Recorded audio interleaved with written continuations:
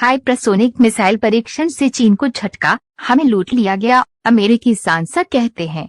Washington. चीन द्वारा एक कथित हाइपरसोनिक मिसाइल परीक्षण वाशिंगटन में उच्च रक्तचाप का कारण बन रहा है, जिसके बारे में खतरे की घंटी बज रही है कि बीजिंग न केवल आर्थिक दबदबे में बल्कि चोरी तकनीकी कौशल के मामले में भी अमेरिका से आगे बढ़ रहा है।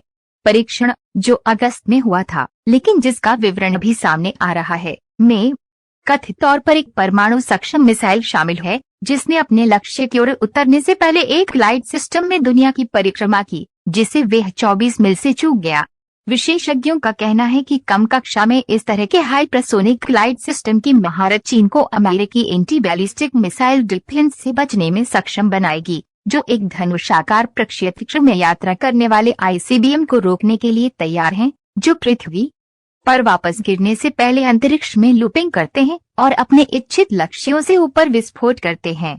इसके विपरीत हाइपरसोनिक मिसाइल वायुमंडल में कम उड़ती है और इसे उड़ान में स्थानांतरित किया जा सकता है, जिससे ये गणना करना मुश्किल हो जाता है कि ये कहाँ उतरेगी और इसलिए इसे रोकना मुश्किल है।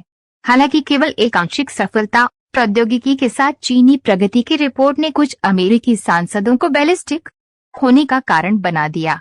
यदि हम अपने वर्तमान आत्मसंतुष्ट मार्ग पर टिके रहते हैं या अपनी आशाओं को एकीकृत निरोध जैसे दिवालिया शब्दों में रखते हैं, तो हम दशक के भीतर कम्युनिस्ट चीन के साथ नया शीत युद्ध हार जाएंगे। पीपल्स लिबरेशन आर्मी के पास अब एक तेजी से विश्वसनीय क्षमता है। हमारी मिसाइल सुरक्षा को कमजोर करते हैं और पारंपरिक और परमाणु दोनों हमलों से अमेरिकी मातृभूमि को खतरा है। अमेरिकी सशस्त्र सेवा समिति के एक रिपब्लिकन सदस्य ने सप्ताहांत में चेतावनी दी। गैलाघेर ने अमेरिकी प्रौद्योगिकी निर्यात की ढीली निगरानी पर अपना गुस्सा निर्देशित किया, जो उन्होंने कहा कि चीनी कार्यक्रम को प्रेरित किया था। कुछ खातों के अनुसार एक चीनी फर्म ने चीनी सेना के साथ संबंधों के साथ ताइवान में दुनिया की सबसे उन्नत चिप फैक्ट्री का निर्माण करने के लिए अमेरिकी सॉफ्टवेयर और सटीक मशीनरी का इस्तेमाल किया। कथित तौर पर इस सुविधा से चिप्स का उपयोग करने वाले सुपर कंप्यूटरों का उपयोग हाइपरसोनिक प्रगति से जुड़े मैट्रिक्स को अनुकरण करने के लिए किया गया था।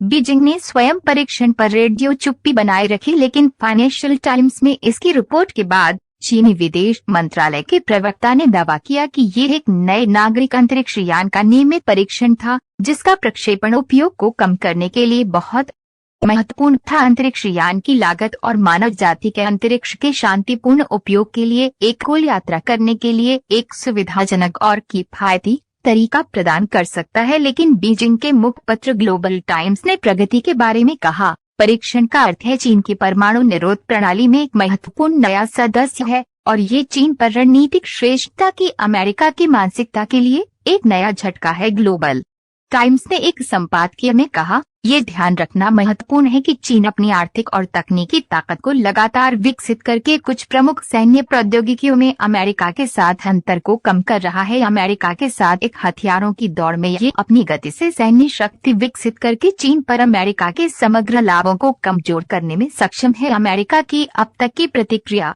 हमें लूटा गया। फाइटियम सिर्फ शुरुआत है। अमेरिकी सरकार लंबे समय से चीनी कम्युनिस्ट पार्टी की सैन्य नागरिक संलयन रणनीति के खिलाफ अधिकतम दबाव लागू करने में विफल रही है। हमें सैन्य नागरिक संलयन से जुड़े क्षेत्रों को शामिल करने वाले संयुक्त उद्यम, निवेश और अनुसंधान सहयोग को समाप्त करना चाहिए। हम वॉल स्ट्रीट राजधानी के चीनी तकनीक में प्रवाह को रोकने की भी आवश्यकता है, कांग्रेसी गैलाघर ने कहा। उन्होंने कहा, अमेरिकी संस्थाओं के पास एक स्पष्ट विकल्प है, वे हमारे देश का पक्ष ले सकते हैं या वे नरसंहार कम्युनिस्ट शासन का पक्ष ले सकते हैं, जो अब हमारे शहरों के लिए खतरा है। वे दोनों नहीं कर सकते। यह चुनने का समय है।